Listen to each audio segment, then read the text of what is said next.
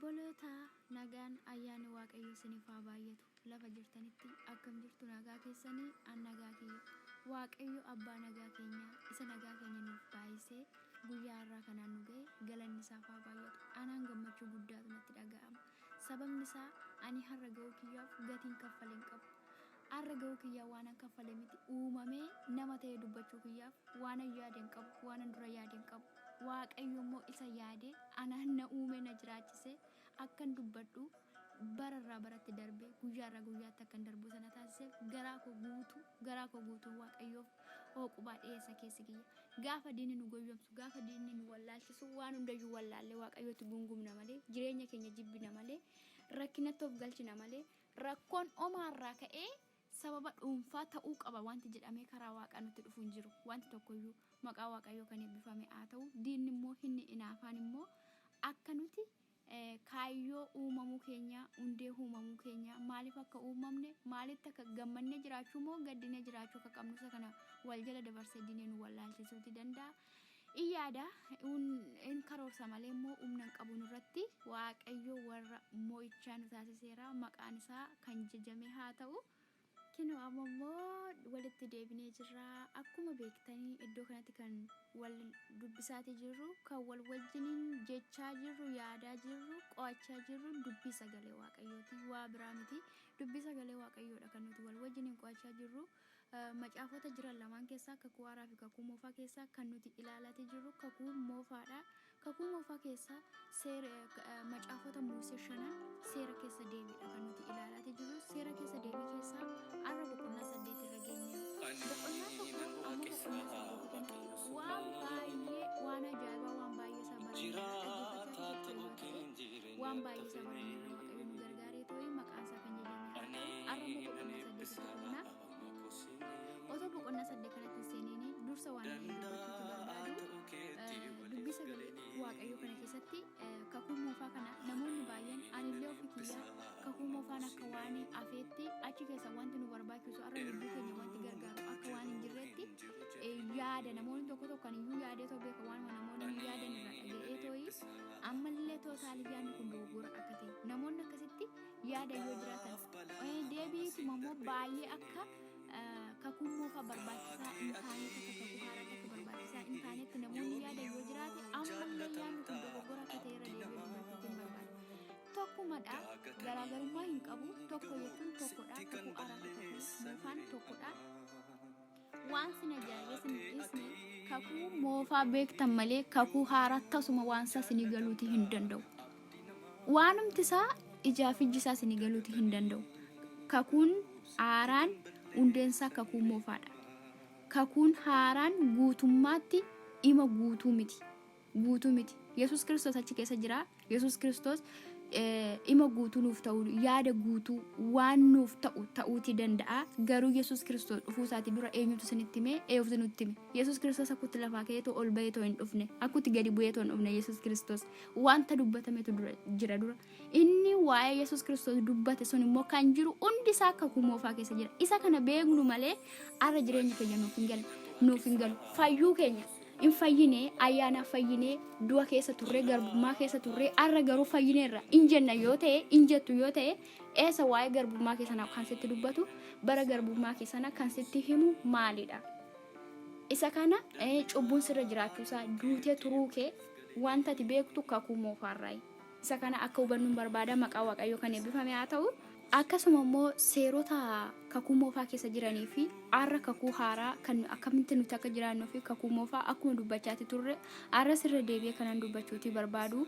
Seerota Musee Yesus Kiristoos wantoonni afan jiru wantoota Yesus Kiristoos jijjiiree akkaataatti jiraachuuti qabnu nutti hime namootatti hime Yesus Kiristoos yeroo lafarra deddeebi'aati ture wantoota hime qaba wantoonni osoo hin jijjiiramin amma har'aatti dhaabbatanii jiran jiru abboommii waaqayyoo akka jirutti jira wanti irraa jijjiirame hin jiru abboommii waaqayyoo sana ayyaana Yesus Kiristoos nuuf kenneen heegna warra har'a ofuma keenyaaf nuti of dandeenyeetuma lakki Yesus Kiristoos kana hin barbaannu waa'ee ayyaana waa'ee hafuura qulqulluu kana nuti keessaa dhimma hin qabnu garuu abboommii yookiin immoo seera Musee duraa sana hin eegna jedhanii namoonni akkasitti jiraatan ni jiru har'a namoonni seera qofa hordofan ni jiru.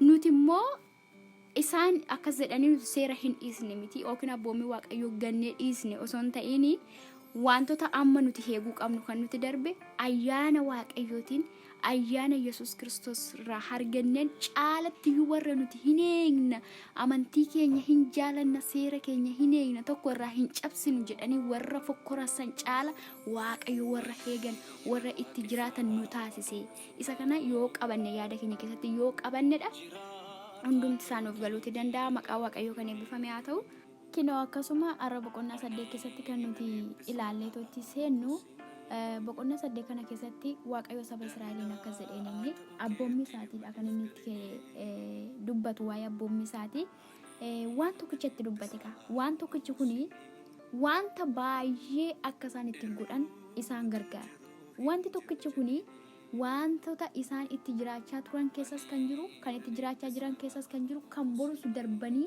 waan itti jiraataniif isaan gargaarudha akkas jedheenii yoo akka jiraattan barbaadan yoo akka baay'attan barbaadan yoo biyya kakuudhaan abboota keessaniif kakatamee abdachiifame sana keessa galtanii jiraachuu yoo barbaadan akkasuma qabeenya godhattanii sooromuuti yoo barbaadan abboommii koo eegaa jedheenii tokkoon tokkotti abboommii koo eegaa osoo hirraa hin hambisin abboommii koo osoo hin cabsin osoo ittiin dabaliin abboommii koo eegaa jedheenii itti dubbate waaqayyoo isa kana agarra arra boqonnaa 8 keessatti kana ilaallaa akkaataa itti waaqayyoo itti dubbachaa tures dhaggeeffannaa maqaa waaqayyoo kan eebbifame haa ta'u obboloota koo waaqayyoo abboommii kiyya yoo eegdanii hin jiraattu nuun jedhee hin baay'attu nuun jedhee biyya abdachiifattanittis hin galtu nuun jedhe sabni sun yeroo sana saba dhaqaniitu jireenyumaan keessa jiraatantu abdachiifameen nu isarra nuti lafa abdii keenya qabna waaqayyo akka sanatti nuufis nu dubbateera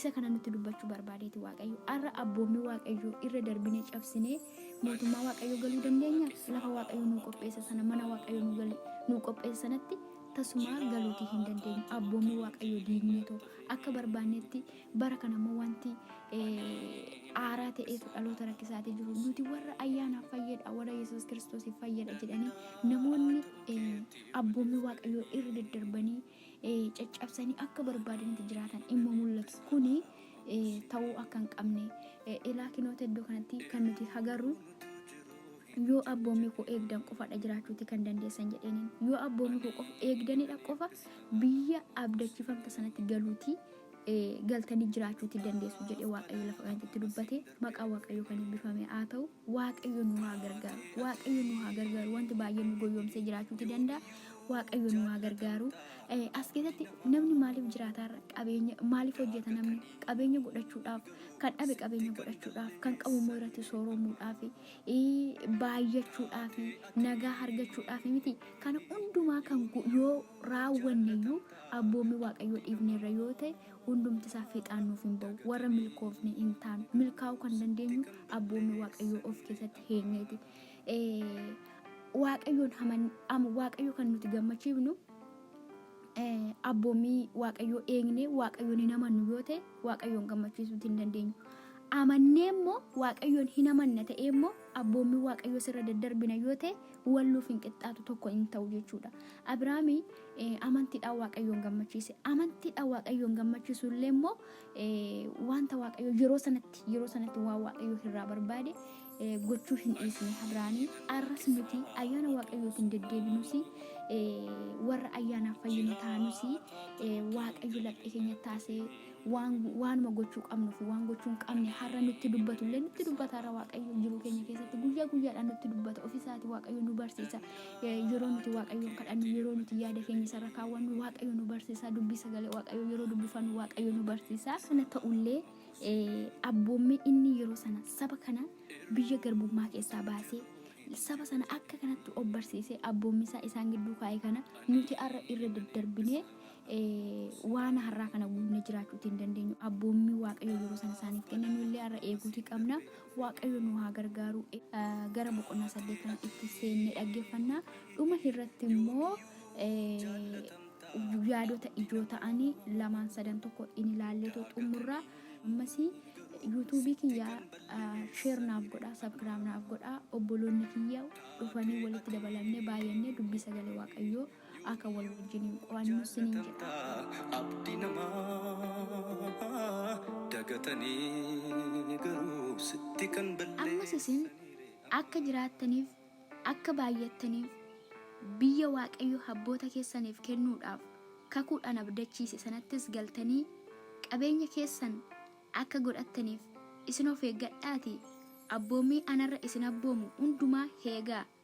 Waaqayyo gooftaan keessan gadi isin deebisuudhaaf garaa keessan keessaa waan ture abboommii isaa in heegduu fi in heegdanii keessan beekuudhaaf qoree isin ilaaluudhaafis jedhe karaa inni lafa onaa sana keessa waggaa 40 kana isin adeemsisaa ture yaadadhaa.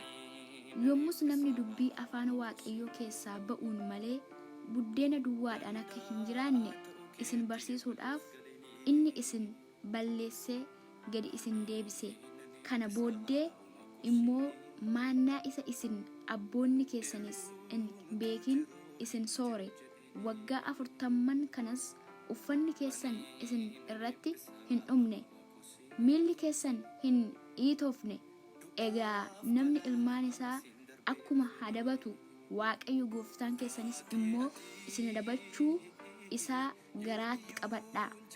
Egaa karaa isaa irra adeemuudhaan isa sodaachuudhaanis abboommii Waaqayyo gooftaa keessanii heegaa. Waaqayyo gooftaan keessan biyya gaariitti isa dachaan isaa fi tulluun isaa burqaa bishaanii, ijoo bishaanii fi bishaan lafa jalaa qabutti isin hin galcha. Biyyichi biyya qamadii, biyya garbuu, biyya mukeetii waynii, biyya mukeetii harbuu, biyya rumaanii, biyya mukeetii ejersaa fi biyya dammaati. Biyya ati utuu hin beela'in buddeena nyaattu, biyya ati keessatti waan tokko illee hin dhabnedha. Dhagaan biyyichaa sibiila qaba. Tulloota isaa keessaa sibiila diimaa qottee hin baafta. Atis nyaattee hin quufta. Biyya gaarii inni siif kenne sanaafis Waaqayyoon gooftaa kee ulfinaan hin jajatta. Egaa ati abboommii isaa wanta qajeelaa ta'e seerrata isaas warra ani arra si abboomu heeguu dhiisuudhaan Waaqayyoon gooftaa kee akka hin irraanfannetti of eeggadhu.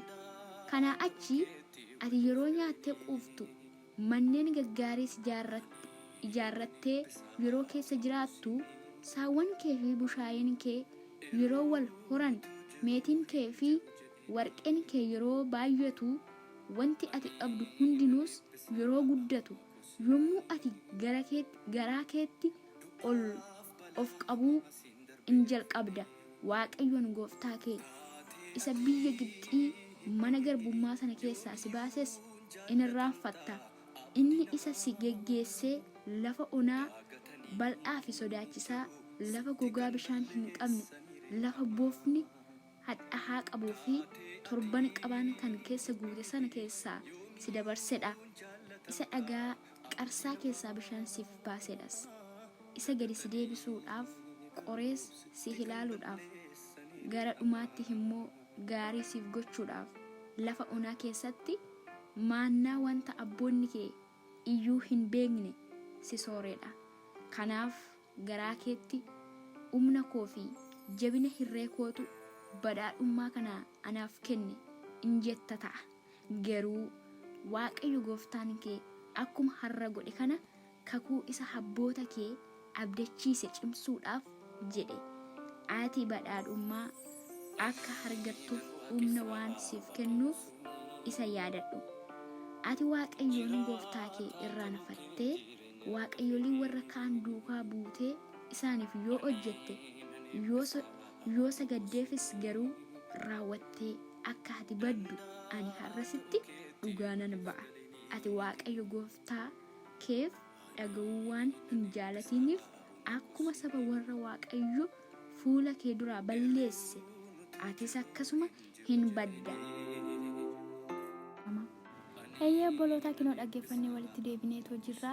Yaadota sadiidha kan nuti as keessatti ilaallu. Saba sanii maal gochaa akka turanii, maal gochuuf akka jedhanii, maal immoo yoo godhan immoo Waaqayyo akeekkachiisee waaqayyo irraa adda ba'uu isa jedhu hin ilaalla. Sabni suni lafa onaa keessa akka deemaa ture waaqayyo isaa yaadachiise. Achi keessatti maaltu akka ture waaqayyo isaa yaadachiise.